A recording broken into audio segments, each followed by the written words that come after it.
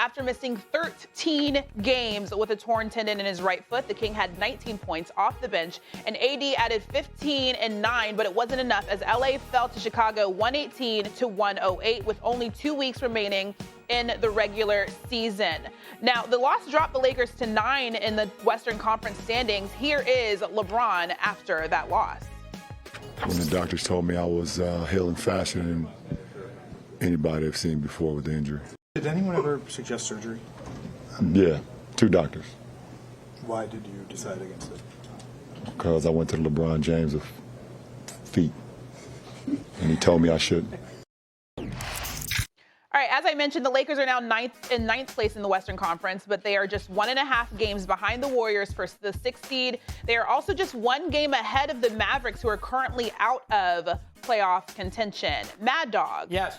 Now we have Kendrick Perkins joining us. Oh, very good. Hello, Ken. How are you, big guy? How exciting is that? There we have it. Good morning. Christine, Russo, how y'all doing, man? We're how doing y'all great. Doing? We're all y'all kind of doing matching right? today. This is amazing. Little blue, grayish vibes. I love that for us. Okay, Mad Dog, I'm going to start with you. Who has more pressure on them to make a run? Is it LeBron or AD? I do think it's LeBron. I think anytime LeBron plays, there's pressure. He's obviously the guy. I don't get Kendrick didn't like. He's obviously the focal point of every team that he's on. So, Anthony Davis is going to be sort of more the secondary, even though he's great, a little bit more of the secondary character. So I do think it's LeBron. Listen, I think the Lakers are going to make the playoffs. I think they'll squeeze in somewhere in that 7-6 range. But I don't think the Lakers win an NBA championship. I think it's too much to overcome. They've been up and down. You can't lose the Chicago Bulls, a game they needed to have. But there's never going to be a period in his career where the pressure, it's just the way it is. He's LeBron James. He's the best basketball player in the world. The pressure is always going to be on him more so than any teammate. Always. All right, Perk, let me hear. Go ahead. Oh, thought something was crawling on me or some ants, but it was just Russo take that made my damn skin crawl. Because there's nowhere in hell at 38 years of age, year 20, that the pressure is on LeBron James. It's no pressure on LeBron James at all. Everything from here on out that he accomplished individually and team goal-wise is icing on the cake. All right, let's make that clear. Now, when it comes down to who is the most pressured, who is under the most pressure, it's Anthony Davis. We're talking about a guy that is 30 years old, that is in his prime, that is averaging 25 and 12, that is not only trying to show the world that he could carry a team this season and lead them into the postseason, but I believe that he is still auditioning for the Los Angeles Lakers to see if they his guy that they could trust and put the franchise in his hands. When it comes down to availability, when it comes down to being consistent for us being dominant, demanding the ball on the offensive end, being the force on the offensive end, a guy that you could run your offense through, a guy that you know night in and night out, he's going to carry you. We have to remember, again, 3 or 4 years ago, we had Anthony Davis in the same conversation with Giannis Antetokounmpo. They were like neck and neck. And all of a sudden, it was separation there. Now, Anthony Davis has gained ground, but when it comes down to who's under the most pressure, who's auditioning right now, it's Anthony Davis. It's not LeBron James. I mean, he's 38. I understand the point. I understand the point. But LeBron is the best player in the NBA. We are leading with LeBron here. We're not talking Anthony Davis. The question is LeBron. LeBron is, when you're that good, haven't been in the playoffs in a couple of years, team's underachieved, not his fault, but the team is underachieved. I don't know how in the world we can think that when you talk about the Lakers, you don't talk LeBron. He is the Lakers. He is the Lakers. Anthony Davis is not the Lakers. LeBron's the Lakers. And if they don't make the playoffs or they lose, or the accent or the people, I'll give you an example. I hate to use this. When I'm on the radio program or we're doing a radio show and the Lakers lose to somebody in the first round, am I going to get calls on Anthony Davis, Perk? Or am I going to get calls on LeBron James? I'm going to get calls on LeBron James. But Mad Dog, the only reason that you're going to get calls on LeBron James is because, see, guys like you and Stephen A. who I call senior citizens that are old, right? We look at LeBron James, and because he's in the GOAT conversation, he's always going to be criticized. Again, I don't know any 38-year-old that was in year 20 that was under pressure. He's already accomplished everything and more, Mad Dog. What No, I else is it understand. for him to do? He's averaging 37 and 8 this season. At 38 years old, you realize that me and Bron is the same age, okay? We're the same age. We may not look like it. I may look a lot more handsome, but it's all good. But what I'm explaining to you is that we cannot let a 30-year-old Anthony Davis that is in his prime off the hook. Anthony Davis is generational when it comes down to talent. He is something really that we haven't seen before. When you talk about a unique skill set at the power forward position, his availability has not been there. Can you trust him? What I'm telling you is right now, and it started, I said this 3 weeks ago, that if the Lakers, right now, Anthony Davis has an opportunity to change the narrative and get back into the same conversation with guys like Giannis and Joel and Jokic, because he's capable of doing it, and he's been doing it. But again, it's not just about the playoffs. If I'm the Lakers and I'm Rob Pelinka and I'm Jeannie Buss, I'm reevaluating Anthony Davis right now as we speak to see, is this a guy I could trust in the next for the 4 or 5 years to put the keys in his hands to drive this car, this franchise? That's an excellent point. I know where you're coming from.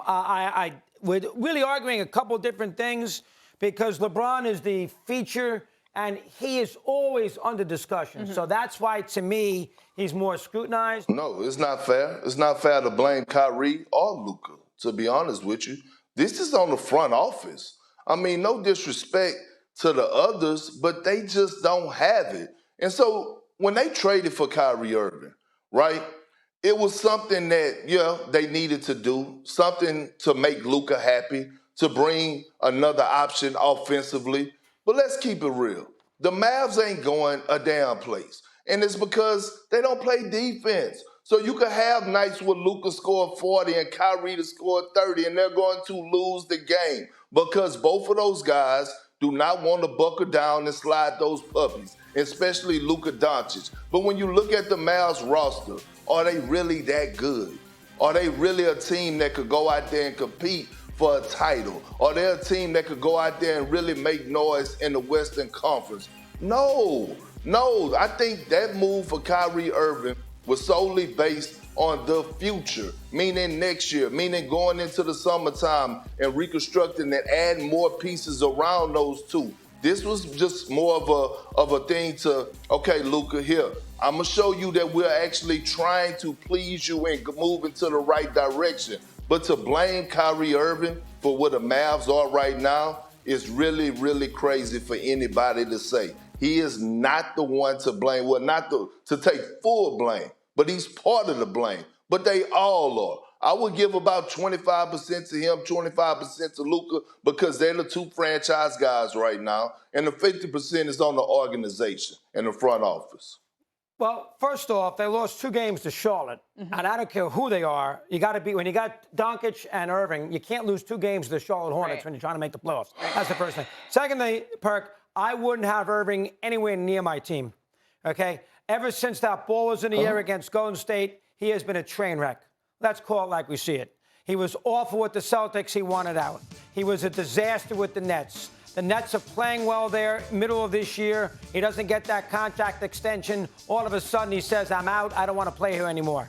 And then Durant goes next, ruin the team. They were 27-13 when all of a sudden Irving didn't get the contract extension, and he caused all sorts of grief. Let's not talk about him off the court with the comments he made beginning of October, which were a disaster. He is a complete train wreck, and now he's worrying about a fan. Now, I don't know what the fan said, and we all know that fan behavior at times in the NBA and in all sports is a disaster. I didn't hear anything from nearby fan folks or security that it was completely out of line. I mean, that's part of being a fan. You're allowed to shout and scream and give a guy a hard time, the opponent a hard time, in a decent, civil way, and then he's going to go out there and kick the guy out of the game? Are you really? This is what you're doing now when your team is collapsed? Here's the bottom line. Say it one more time. If I'm a general manager of a ball club, I don't want him anywhere near me. He is an absolute, complete train wreck. I don't care who gets mad. The whole world knows it. I don't want him on my basketball team. I'm not saying it's his fault this year. I'm not saying Dallas, you might be 100% right, the construction of the team. I'm not saying that. But everywhere he goes, trouble follows. Whether it's on the court, off the court, contracts, whatever. I don't want him near me. That's me on Kyrie. Yeah, but dog, listen, I understand, right? And again, I'm going to dive into this for a second, okay? When you talk about players and you talk about people in general, okay? We all have flaws, okay? You have them, I have them, Christine have them, everybody has them. They're just not in the public eye. We all have some type of skeletons in the closet that we're dealing with, okay? That's the first thing. The second thing is, when it comes down to Kyrie Irving being on the floor, he is box office. He is one of the most skilled player to ever play the game of basketball. Now, yes, he does come with a little extra baggage. I understand that. But at the end of the day, if you could get a Kyrie Irving that's going to be available and have him on the floor, then I'm willing to deal with his flaws because I know what he's going to give me.